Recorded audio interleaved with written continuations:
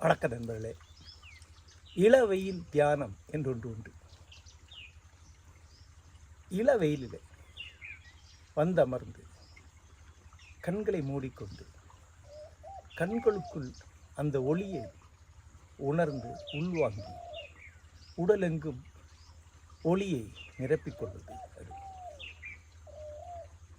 நண்பர்களே, நெடுங்காலமாக இந்த தியான முறை ஒரு ஆச்சாரமாகவும் ஒரு யோக முறையாகவும் இந்திய மரபிலே சொல்லப்பட்டு வந்திருக்கிறது. அதை வெவ்வேறு வகையிலே விளக்குகிறார். இன்றைக்கு ஒரு நவீன சூழலில் ஒரு அறிவார்ந்த வேதாந்த பின்னணியில் இதை இவ்வாறாக புரிந்து கொள்ளலாம். வெயிலை உளவும் உடலும் ஏற்றுக்கொள்வது. நண்பர்களே, ஊட்டி போன்ற ஊர்களிலே நீங்கள் காலையில் சரியாக தூங்க முடியாது. கடும் குளிர் இருக்கும். முழிச்சு புரண்டுகிட்டே இருப்பீங்க. அதனால் எழும்போது ஒரு தூக்க கலக்கம் இருக்கும். 7 மணிக்கு விடிஞ்சு 8 மணியில் ஆகும்போது சரிந்த பொன் ஒளி வந்து நிலவை மூடும்போது ஒரு கதகதப்பு ஆரம்பிக்கும். அப்போ அந்த வெயிலில் போய் உட்காரோம். ஊட்டியில் எல்லாருமே உட்கார்றதை பார்க்கலாம். கண்களை மூடி உடம்பை இதமாக்கி அந்த வெயிலை ஏற்று அமர்ந்திருப்பார். கண்களை மூடிக்கொண்டா உள்ள ஒளி போகிறதுனால, இமை வழியாக ஒளி போகிறதுனால பாப்பா விரியும்.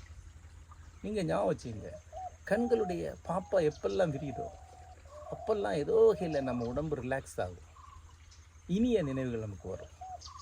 கண்களுக்குள் சிவப்பு ஒளி போகும்போது எனக்கு எப்போவுமே இளமை கால நினைவுகள் வரும். எங்கள் அம்மா உட்பட. இந்த உலகமே இனிதாகவும் எளிதாகவும் அணுக்கமானதாகவும் மாறும். இங்கு எதுவும் முக்கியமல்ல என்று தோன்றும்.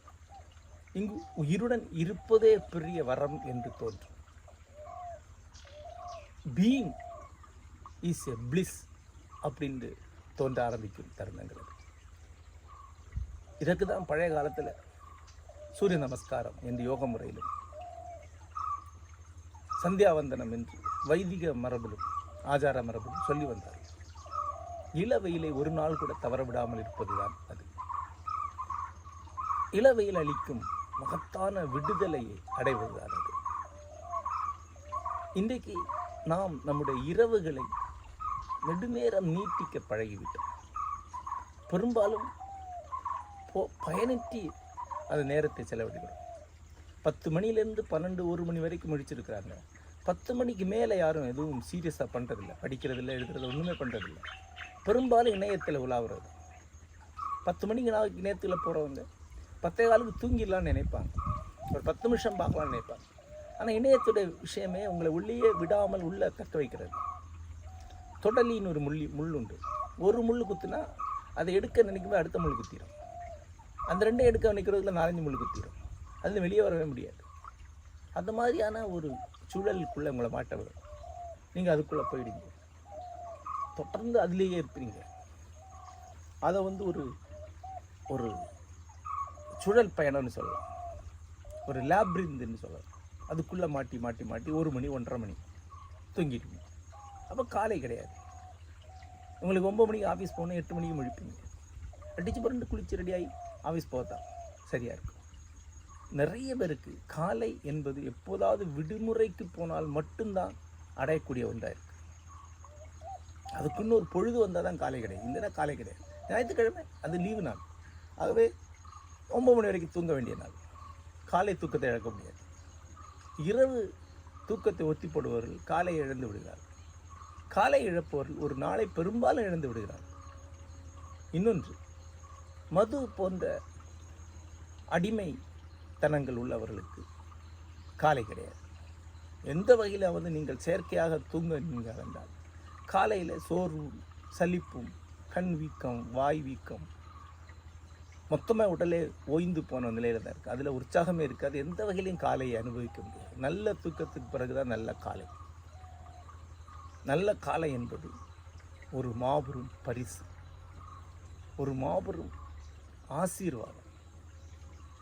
தொடர்ந்து நெடுங்காலமாக இதை நம்ம மரபு சொல்லி வந்திருக்கிறது. அதை பற்றி எந்த பிரச்சனை இல்லாதவர்களாகத்தான் இன்றைய வாழ்க்கை நம்மை மாற்றுகிறது.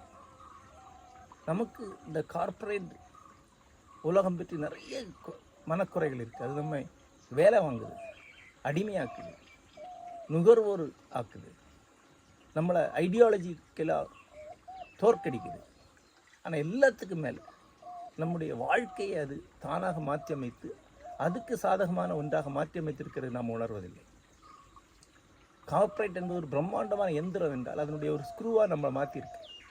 அதுக்கு என்ன தேவையோ அதுதான் நாம் பண்ணிகிட்டு இருக்கோம். நமக்கு என்ன தேவைங்க நாம் பண்ணுறதில்ல. அதை ரெசிஸ்ட் பண்ணுறதுக்கு ஒரே வழி நமக்கு தேவையானதை நாம் பண்ணிக்கிறது. எனக்கு காலை முக்கியம், நீ எவ்வளவு என்னை அடிமைப்படுத்தினாலும் நான் காலை இழக்க மாட்டேன்னு ஒருவன் சொல்லும்போது தான் அவன் கார்ப்பரேட் உலகத்தை அது உருவாக்கக்கூடிய நெறிகளை உண்மையிலே எதிர்க்கிறான். கார்ப்பரேட் அடிமைத்தனத்தாக எதிர்க்கிறான். அதுக்கு காலை என்பது ஒரு ஒளிமிக்க வாள் என்று எனக்கு தோன்றும், ஒரு ஒளிமிக்க கிரீடம் என்று எனக்கு தோன்றும். நண்பர்களே, நான் இப்போ இருந்து கொண்டிருப்பது எங்கள் மலை தங்கும் இடத்தினுடைய உள்ளே ஓடும் ஒரு அழகிய ஓடை. காலை 7:30 மணி. இங்கு ஒரு இனிய பொன் ஒளி வந்து கொண்டிருக்கு. சுற்றிலும் பறவைகளின் ஒலி இருக்கு. ஒரு இயற்கையான காடு போன்ற அமைப்பு. நூற்றுக்கணக்கான பறவைகள், உயிரினங்கள் இருக்கக்கூடிய இடம். கோடை கால ஆகினால் தான் இங்கே வர முடியுது, இல்லைன்னா இது இன்னும் அடர்த்தியாகவும் வழுக்கக்கூடியதாகவும் இருக்கும். இந்த இடத்துல வந்து இருந்து இந்த காலையை நான் வரவேற்கும் போது நான் இந்த காலைக்கு தகுதி உடையவனாக என்னை ஆக்கிக் கொள்கிறேன். ஒரு பெரும் கொடையை ஒரு வள்ளல் அளிக்கும் போது அதை வாங்குவதற்கான தகுதி நமக்கு இருக்க வேண்டும். அதை வாங்குவதற்கான களம் நம்மிடம் இருக்க வேண்டும். அது என்னுடைய உள்ளம் என நான் தயாரித்துக் கொண்டிருக்கிறேன். அதன் வழியாக நான் ஒரு பெரிய விடுதலை இங்கு இருக்கும்போது அடைகிறேன். என்னுடைய எல்லா செயல்களையும் முழுமைப்படுத்திக் கொள்ளும் ஒரு மகத்தான தொடக்கத்தை அடைகிறேன். மகத்தான பிரார்த்தனைகளை மரபு நமக்கு அளிக்கிறது. உபனிஷத்து பாடல்கள் நமக்கு அளிக்கின்றன. அதிலே முக்கியமான பாடல் புலரிக்குரிய பாடல். அசதோமா சத்கமய, தமசோமா ஜோதிர்கமய, மிருத்யோர்மா அமிர்தம் கமய. தீமையிலிருந்து நன்மை அல்லது இருப்பின்மையிலிருந்து இருப்புக்கு. அதான் அசதோமா சத்கமயங்கிற வார்த்தைக்கு அர்த்தம். தமசோமா ஜோதிர்கமய, இருளிலிருந்து ஒளிக்கு, இருளிலிருந்து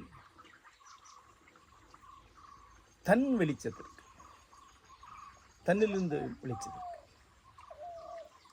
மிருத்யோர்மா அமிர்தம் கமய, அழிவிலிருந்து அமுதத்திற்கு, அழிவிலிருந்து என்றுமுள்ள அழிவின்மைக்கு என்று இந்த காலையிடம் நாம் பிரார்த்தனை செய்கிறோம். இது புகழ்பெற்ற காயத்ரி மந்திரம். காயத்ரி என்ற சந்தத்திலே இது அமைந்துள்ளது. புலரிக்கான மந்திரங்களில் ஒன்றாக 3000-4000 ஆண்டுகளாக இங்கே சொல்லப்படுகிறது.